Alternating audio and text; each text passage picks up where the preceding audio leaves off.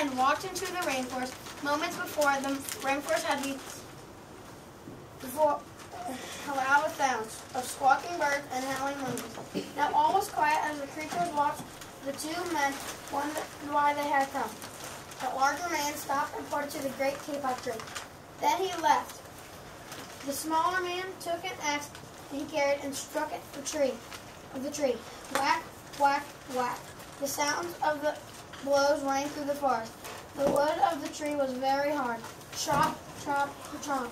The man wiped off the sweat that ran down his face and neck. Whack, chop, whack, chop. Soon the man grew tired. He sat down to rest at the foot of the kapok tree. Before he knew it, the grew man tired. He sat down to rest at the foot of the great kapok tree.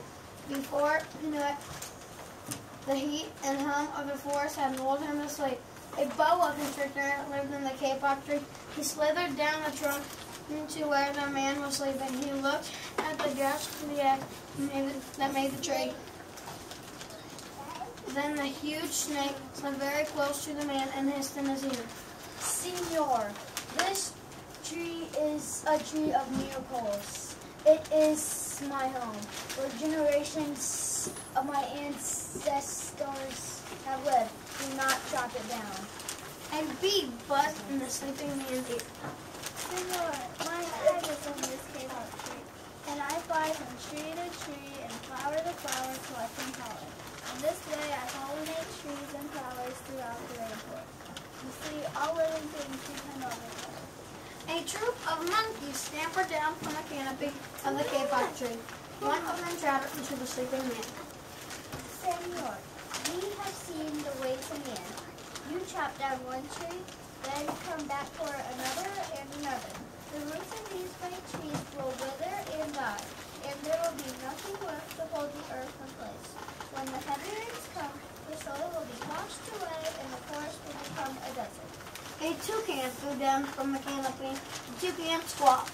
Senor, you must not cut down this tree. We have flown over the rainforest and seen what has happened once you begin to chop down the trees. Many people settle on the land. They set fires to clear the underbrush. Soon the forest disappears. Once there was life and beauty, only black and smoldering ruins remain. A bright and small tree frog crawled along the edge of the leaf, and a squeaking voice he piped in the man's ear. Senor, a ruined rainforest is ruined lives. Many ruined lives. You will leave many of us homeless if you chop down the great kapok tree. A jaguar had been sleeping on a long branch in the middle of the tree. Because his spotted coat blended into the dapple light and shadows of the understory, no one had noticed him. Now he leaped down and padded silently over to the sleeping man. He growled in his ear. Senor, the kapok tree is home to many birds and animals. If you cut it down, where will I find my dinner? A tree porcupine swung down from branch to branch and whispered into the man. Senor, do you know what we animals and humans need in order to live? Oxygen. And Senor, do you know what the trees produce? Oxygen. If you cut down the forest, you will destroy that which gives us all life. Several anteaters climbed down the kapok tree with their young clinging to their backs. One anteater said to the sleeping man, Senor, you are chopping down this tree for no thought for the future. And surely you know that what happens tomorrow depends upon what you do today. The big man tells you to chop down a beautiful tree. He does not think of his own children who tomorrow must live in a world without trees. A three-toed sloth had begun climbing down from the kapok tree.